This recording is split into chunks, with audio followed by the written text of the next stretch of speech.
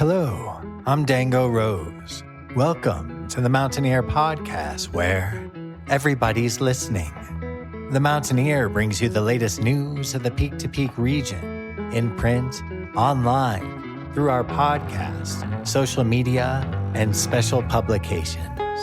Now, listen in to the latest news of the area with our local journalists.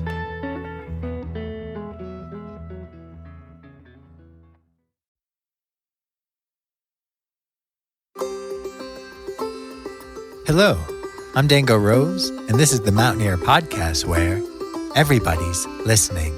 And I'm Cynthia Davis. In this week's episode, we talk to Kyle and Tony from Busey Brews, located in the heart of Nederland. We hear what's on the menu and what's on tap for their first ever beer-paired 6-course dinner. We hear our music mentions from Jamie Lammers and talk to Chris Thompson, promoter of the UllrGrass Music and Beer Festival, taking place next weekend in Golden. And for our final story, Dango interviews Vince Herman of Leftover Salmon. This is part 2 of our LOS segment.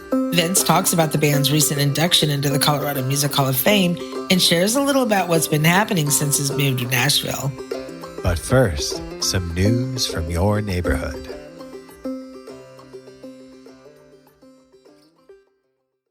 On Thursday, January 17th, the Nederland Board of Trustees worked together to find an actionable solution to fill the open position on the board.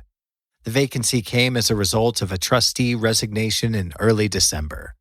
After 2 votes and a lengthy discussion, board members voted 4-1 to appoint John Mountain. Mountain will be sworn in during the next scheduled meeting, February 7th, 2023. Board members also addressed the ongoing vacancy and need for a new town marshal. The BOT held an executive session to discuss law enforcement options in Nederland and how to best move forward. The Boulder County Sheriff's Department will continue to provide nightly coverage and response to priority calls as the town works to address the issue. The Nederland Downtown Development Authority has approved funding to assist with costs of a new festival planned for Nederland. The first ever Neder Days will take place March 24th and 25th of this year. This town-owned event is aimed to drive traffic to Nederland businesses and highlight the mountain community during the slow winter months. You can find a more detailed update on the Nederland Board of Trustees meeting, the NDDA, and other mountain news in this week's edition of the Mountaineer newspaper. Or go online to www.themtnear.com. And that's it for this week's news briefs. If you have something to share, you can send requests for submission to info@themountaineer.com. As long as it meets our community standards, we'll be sure to include it in a future episode. Share the love this Valentine's Day with a message to your special someone in black and white print. Send us your poems, send us your prose to be printed in the February 9th edition of the Mountaineer newspaper. Deadline for submission is February 3rd. You can email your information to info@themountaineer.com.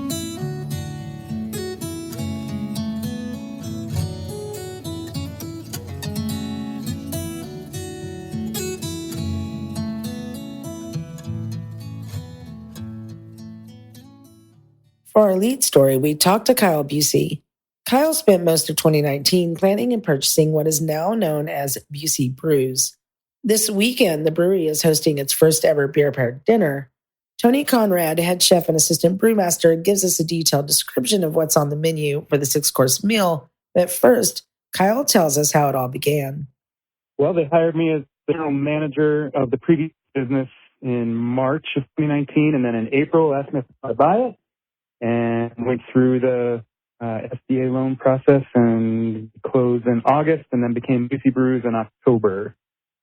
Within months of opening, the pandemic hit. This left Kyle and his team faced with more than just the challenge of establishing a new business.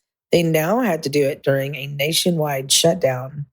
It was interesting. You buy a restaurant, and then a couple months later, they say you can't have anybody in that restaurant. So we kept the whole staff on, started doing delivery. So we were kind of able to to feed different neighborhoods and different days and everything. And we did our best and tried to keep a really good attitude about everything, even though it was obviously a crazy time. We also got a crowler machine, which is a machine that allows us to seal 32-ounce cans of beer to go. We got that about a week before the shutdown, and then they stopped selling them. So, that was pretty serendipitous as far as us being able to continue to get people delicious beer at home. Hard work and ingenuity paid off. Now, 3 years later, the brewery is a staple for locals and destination spot for visitors. This weekend, the team is hosting their first ever beer paired dinner, a 6-course meal paired perfectly with their handcrafted beers. And full disclaimer, if you're not hungry now, you most likely will be after hearing Chef Tony describe what he'll be cooking and what's on tap for the evening. When I do these types of dinners, I like to start with like an amuse-bouche, something to kind of have on the table for as everybody's getting seated and settled in. For this course, we're going to do a pretzel bite with a house-made pretzel. Our pastry chef, Ariel, has been doing them as like a happy hour kind of a thing at the restaurant. So we're going to kind of incorporate that into the first kind of thing you see as you sit down at the table. We're going to pair that with the Kolsch. Kind of an easy drinking, really light beer to kind of get us started. I like to pair the beers in a coursed out dinner as we would like wine, kind of starting with the lighter, easier drinking stuff, and then we'll move our way into the more robust type beers as the dinner progresses. So then we're going to roll into the appetizer type course, and we're going to do the seafood offering. We're going to do like shrimp and grits kind of a thing where we'd like to use some big, really nice prawns, and then a cheesy grit. Kind of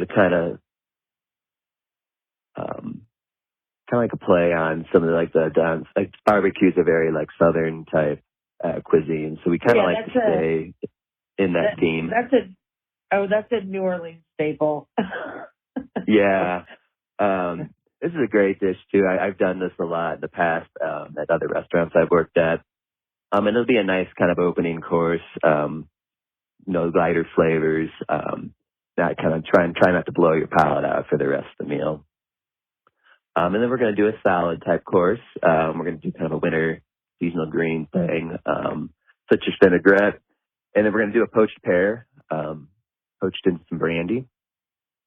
And then we're also going to throw some blue cheese on there to kind of round everything out. With this course, we're going to go with a barley wine. It's a little bigger beer. It'll have a little bit more punch with the hops.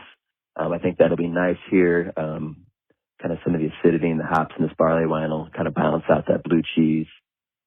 We're also going to do a smoked nut on the salad. A smoked candied nut on the salad. Kind of bring in a little sweetness and kind of balance out the citrusy kind of sweetness from the pear. And then from there, we're going to roll into another kind of small bite type appetizer. We're going to do a smoked and braised pork belly. So we're going to smoke it, braise it, and then pick it up on the flat top so we get some nice crispy on the skin. And with this one, we're going to pair with our Pilsner.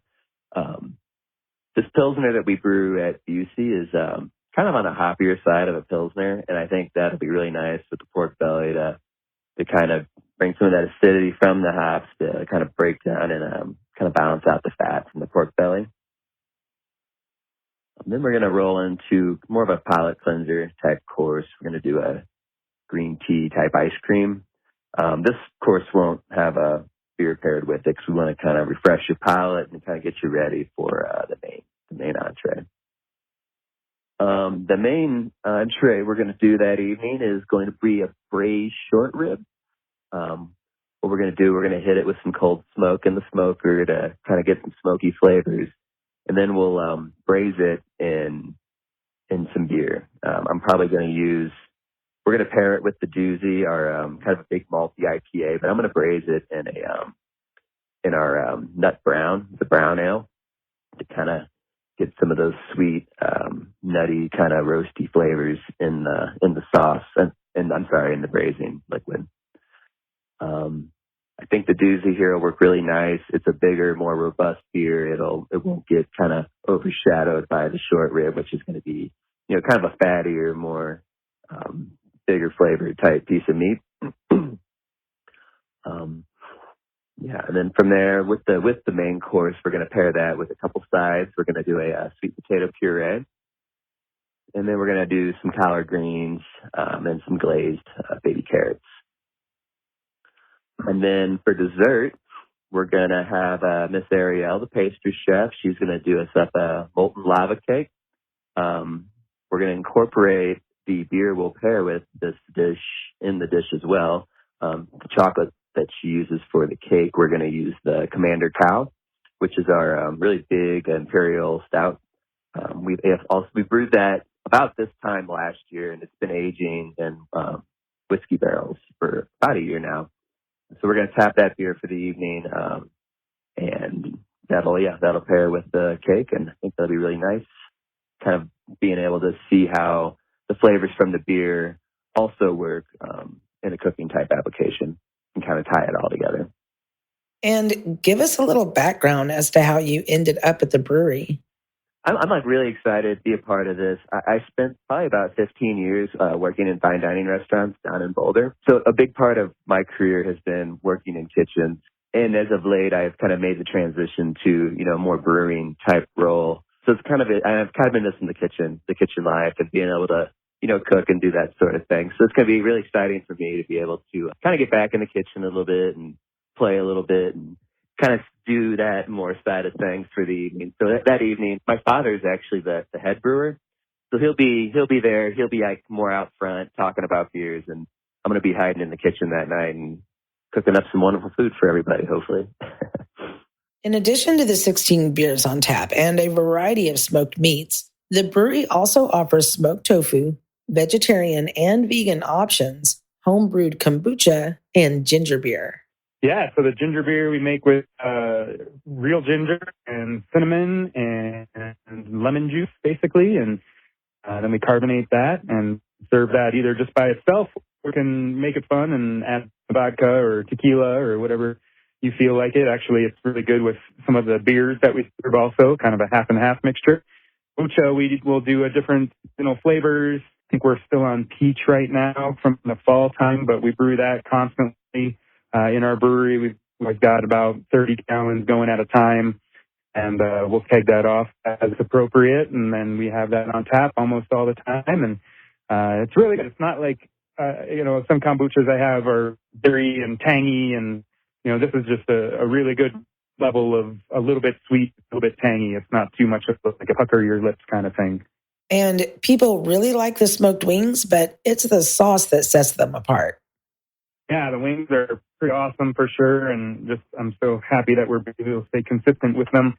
We marinate them 3 hours, we smoke them for 3 hours. They're never fried. It always drives me crazy when people are like, "We have smoked wings," and then we fry them. It's like you just wasted all that time smoking them to put them in a fryer.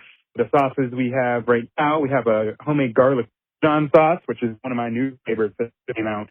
It's really, really good. Definitely very garlic if you're into that kind of thing. The Nashville hot sauce, one of our favorites. That one's served with a couple of slider buns that are soaked in Nashville sauce and pickles. And then we have a bourbon bacon sauce. We make our own dry rub. So that's not a saucy sauce, it's just kind of more of a dry rub. And then we have a buffalo style sauce, which we actually have people from Buffalo, New York saying, this is just as good as what we have in Buffalo, even though it's different. It's kind of hard to compare, but we definitely get good feedback on all those sauces. And finally, when we interviewed Kyle around this time last year, he was talking about how he had been experimenting with smoked butter. How did that turn out? We have successfully smoked butter. We've smoked cheese. We've smoked, we're doing some pork belly. We'll actually probably do some of the smoked butter for the prawns that are coming up here shortly. And so it's been kind of fun around how to do different things that melt at different temperatures. But, we've kind of got a process dialed in as far as how to do that. Thank you, Kyle, and thank you, Tony. If you plan on attending Sunday's dinner, you will need to make a reservation. You can start by visiting their Facebook page, go to the events tab, and follow the prompts. You can also call to make a reservation. Just dial 855-NED-BREW. Special thanks to our longtime sponsor, Brightwood Music. Brightwood Music is a full-service music store located in the heart of downtown Nederland. Stop by to see their enormous selection of high-quality instruments. Want to rent before you buy? They have rental options available by the day, week, or month. If you already have an instrument in need of repair, they've got you covered there too. Find Brightwood Music on Facebook or check out their ad in the Mountaineer newspaper for current hours of operation and location.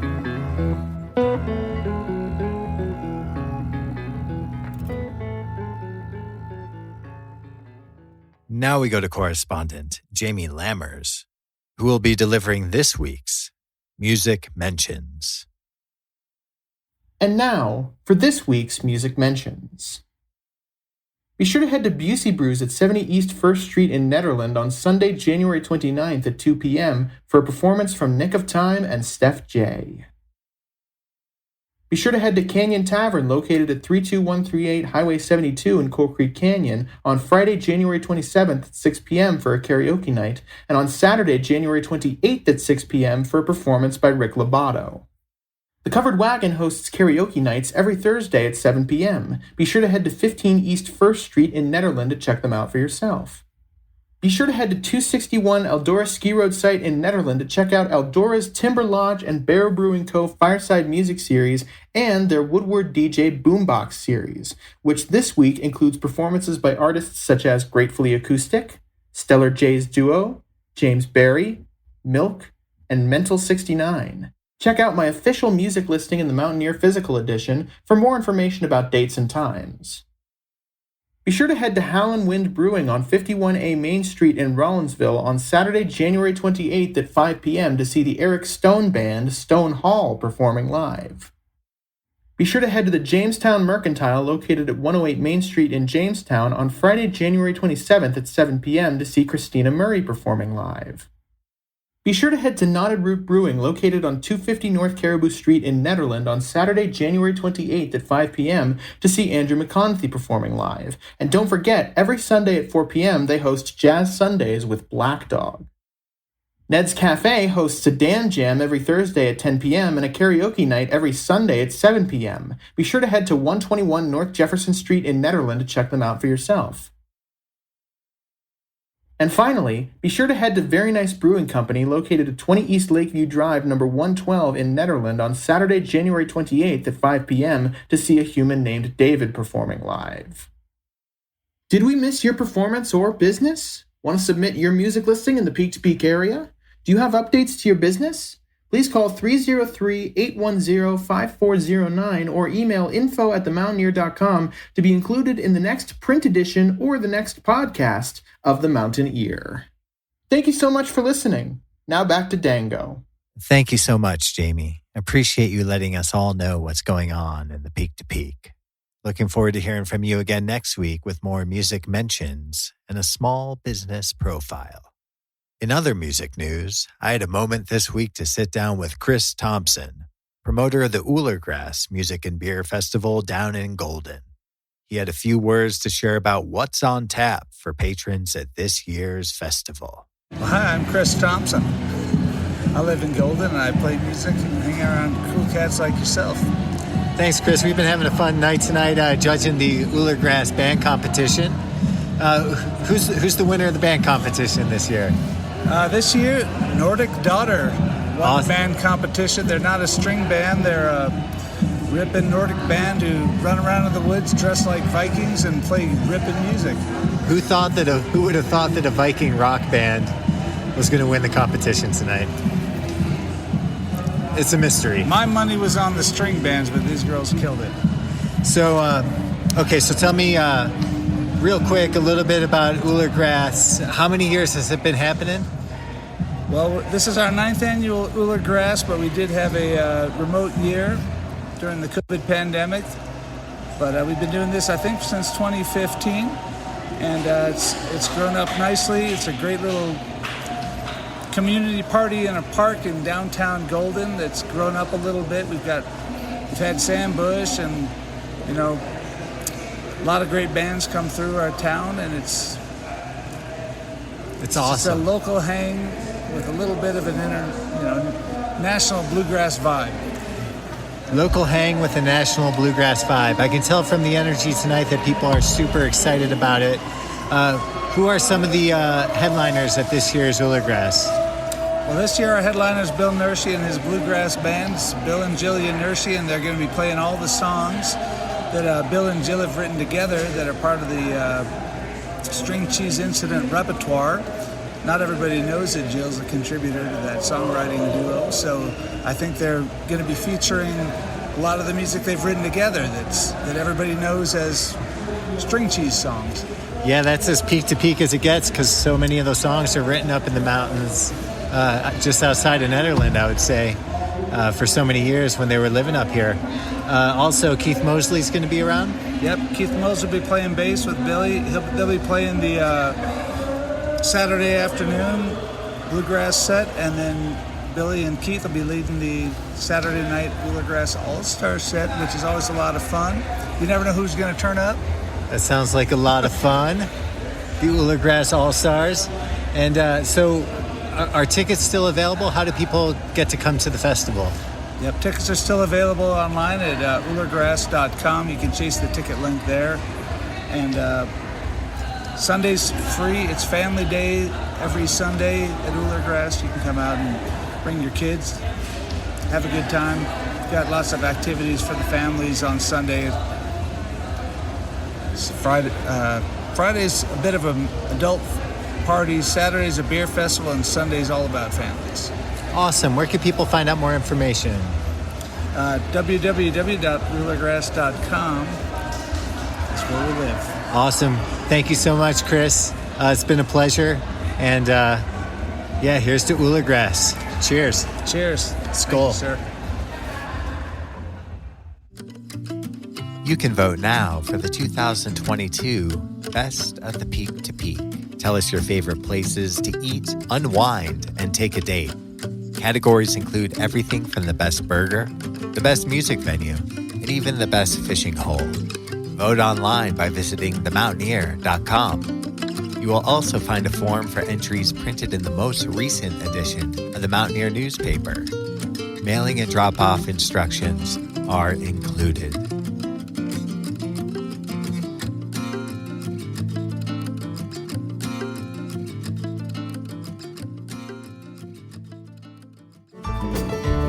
These days, I seem to do a lot of dreaming. I've forgotten all my scheming. Just try to be in the here and now. These days, full of ever more distraction, I can find my satisfaction in the faces of these good friends all around. That was a clip of Leftover Salmon's brand new Good Old Days. Now we hand it over to Dango Rose as he interviews Vince Herman in part 2 of our series with local legends, Leftover Salmon. So Vince, after being in Nederland for so many years, how did you end up moving to Nashville? Yeah, I moved out here during the pandemic. I got a place in downtown Boulder. I was living by myself for the first time, probably since college, and moved into this place, and the next day, everything shut down in the pandemic. Sat there in that house for about 4 or 5 months, just, isolated and couldn't take it anymore. I bought an RV and started roaming around the country, going to see friends inside my own little bubble. Made it to Nashville and really lucked into falling into this writer's scene out here that's pretty dang cool. Found that I really enjoyed getting into the writing thing out here, and thought I'd be probably missing a whole lot if I didn't just bring myself out here and kind of discover new parts of myself that have been laying dormant. Yeah, you're in Nashville now. You're circling with some great songwriters. Are you bringing some of that Colorado pickin' spirit with you? Oh yeah, for sure. And it's a lot of the writer guys really don't sit around and pick. But yeah, I got a bunch of picking friends around here. A lot of them came from Colorado. After over 3 decades of Leftover Salmon, how does it feel in your 33rd year to be inducted into the Colorado Music Hall of Fame? I'd hoped to be around still playing music in all those years, but I never had any idea that we'd have any kind of impact like that to be given that sort of honor. And it's pretty dang cool, and feels great to be around for so long. I gotta say, it feels like being part of a long, long line. To me, we definitely follow the footsteps of the Nitty Dirt Band and people from Colorado who've been making music for a long time, and it's really cool to be part of that lineage. Man, being in Nashville now, working with so many songwriters, having so many new pickers around you, it seems to have inspired and revitalized your writing spirit. You have a new album out, and it feels very full. Could you elaborate on this kind of renaissance of your career? Man, it's just a really creative period of my life right here, right now. All kind of build on coming here to do a lot of songwriting. And, you just develop songs that you got to do something with.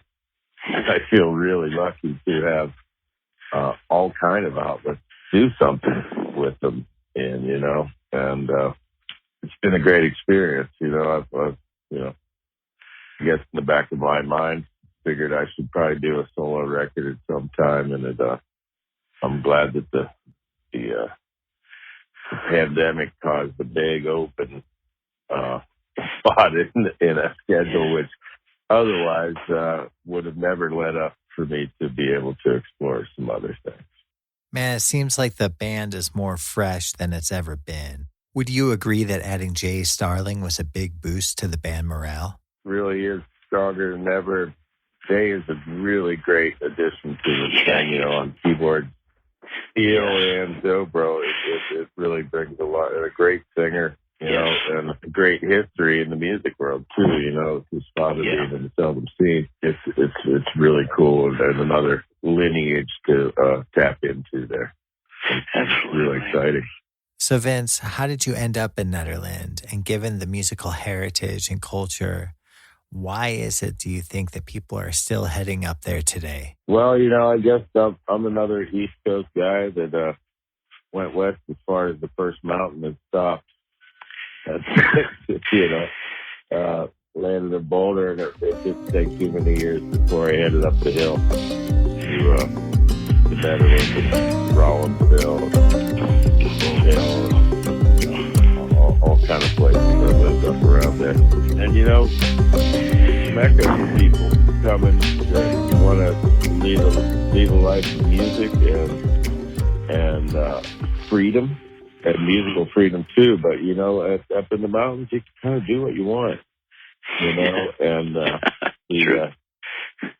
as Henry Thoreau said, sometimes the world is too much with us.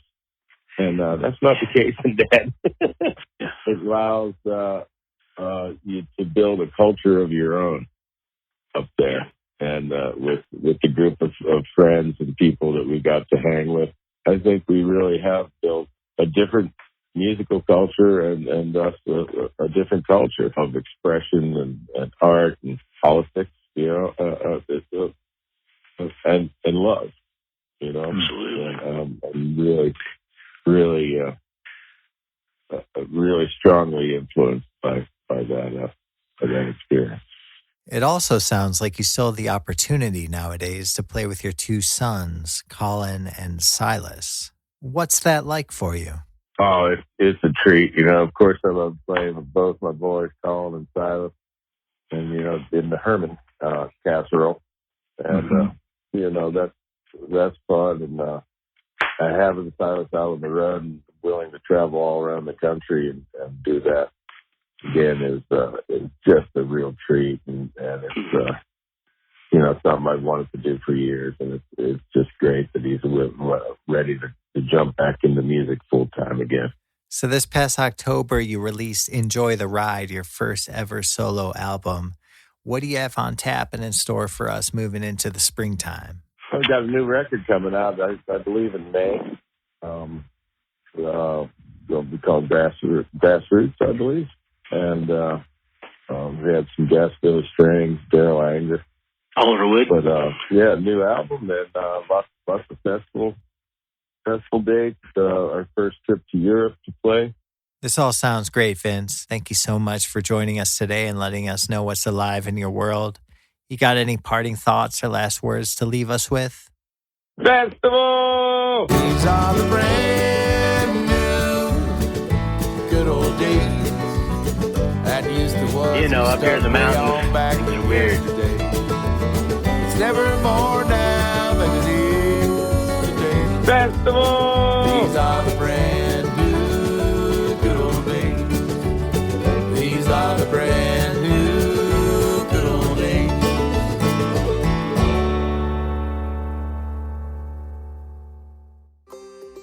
That concludes this week's episode of the Mountaineer Podcast, where everybody's listening. Visit our website at www.themountaineer.com to read more information about today's guests. Pick up a copy of this week's print edition of The Mountaineer at newsstands all across the Peak to Peak. I'm Dango Rose. And I'm Cynthia Davis. Until next time, thank you for listening.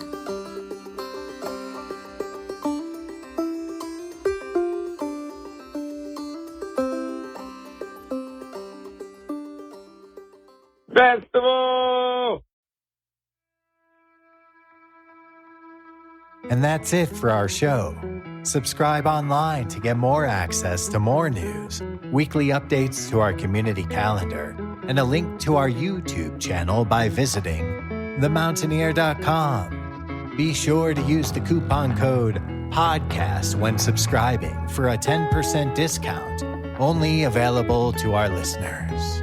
If you are in the local peak-to-peak area, be sure to pick up a print edition of The Mountaineer at a local business.